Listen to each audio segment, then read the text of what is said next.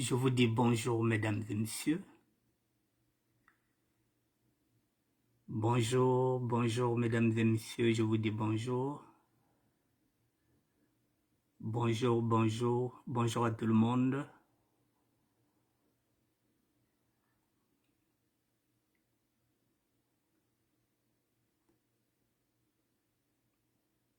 Bonjour à tout le monde, je vous dis bonjour. Il est 18h07 et nous sommes aujourd'hui le dimanche 10 décembre 2023, mesdames et messieurs.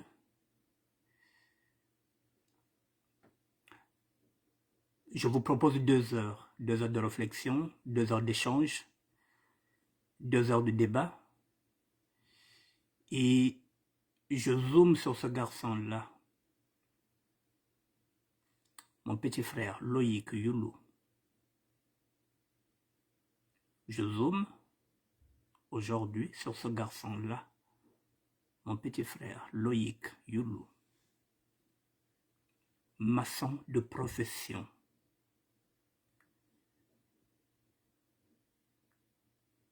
La cupidité et le cynisme humain, deuxième partie, mesdames et messieurs. Nous avons 2 heures ensemble. Loïc Youlou, mon petit frère.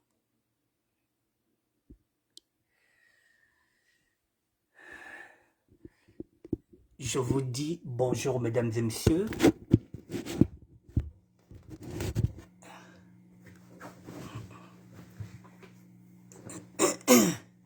Mesdames et messieurs, bonjour. Nous avons 2 heures, de 18h à 20h.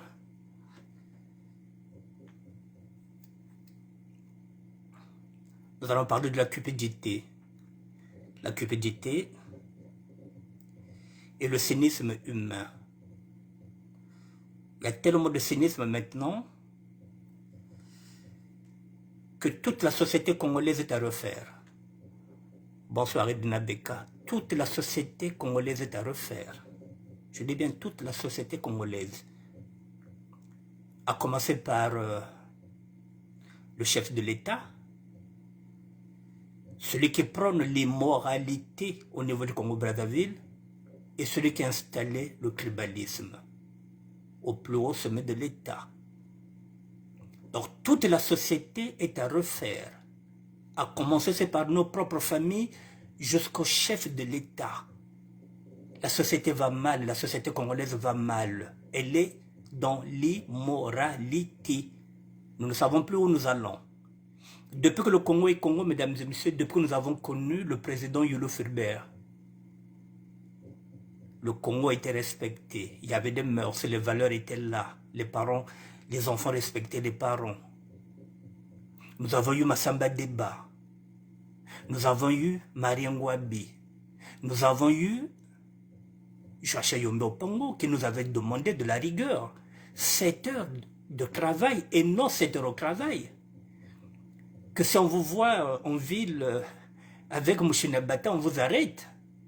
C'était la rigueur, c'était la discipline. Et nous avons connu le professeur Lissouba. Jusque-là, ça va. Mais mesdames et messieurs, depuis que nous avons Denis Sassou Nguesso comme président de la République, nous avons touché le fond de l'immoralité. À commencer par le chef de l'État, jusqu'à nos propres familles.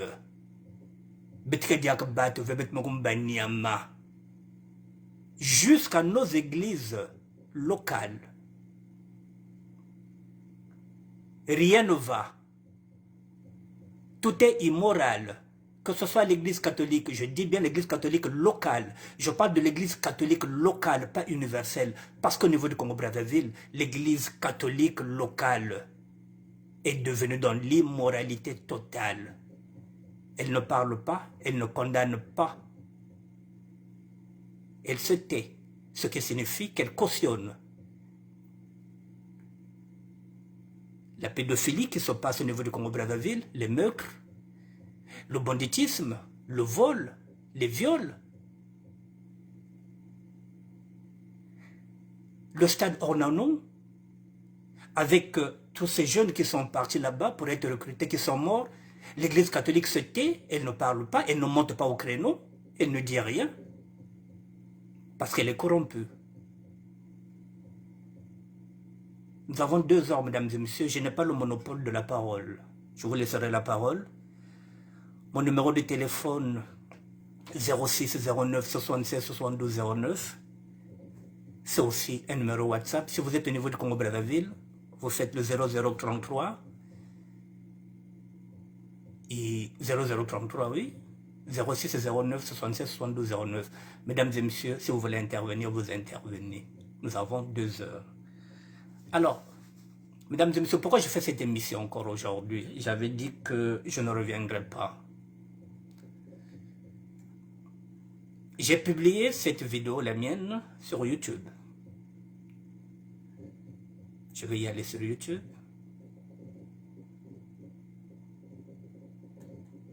Ne quittez pas.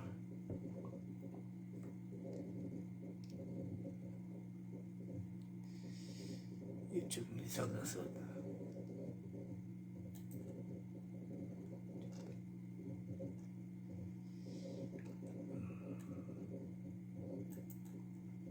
Ne quittez pas, mesdames et messieurs, je vais chercher. Comment j'ai intitulé ça, le...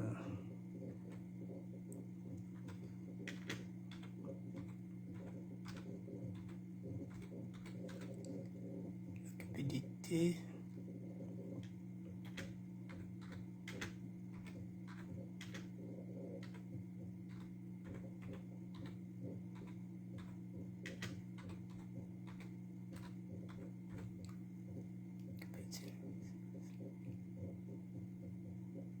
YouTube.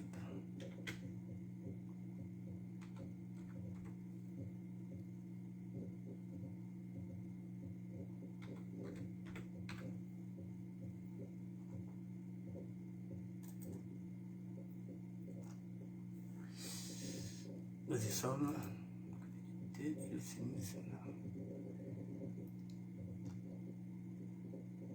Bon.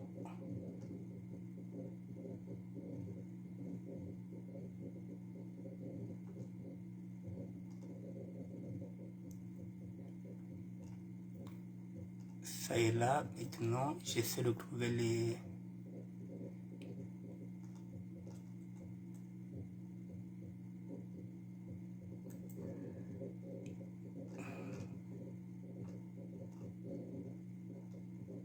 Ok, je vous dis bonjour mesdames et messieurs. Edouard Mazie, bonjour grand frère, bonjour. Miguel Mokonzi, autorité morale, le quartier d'abord, Mbota, merci mon cadet, merci beaucoup. Bon dimanche à toi aussi depuis les États-Unis. Bon, mesdames et messieurs, voilà, j'ai publié cette vidéo et il y a des commentaires. Bon, il n'y a pas de problème. Les commentaires sont faits pour. Bon, maintenant, je vais répondre à ce commentaire-là qui me donne un angle d'attaque. Mabaxus, il me dit que dans la majorité des familles pauvres, c'est toujours comme ça.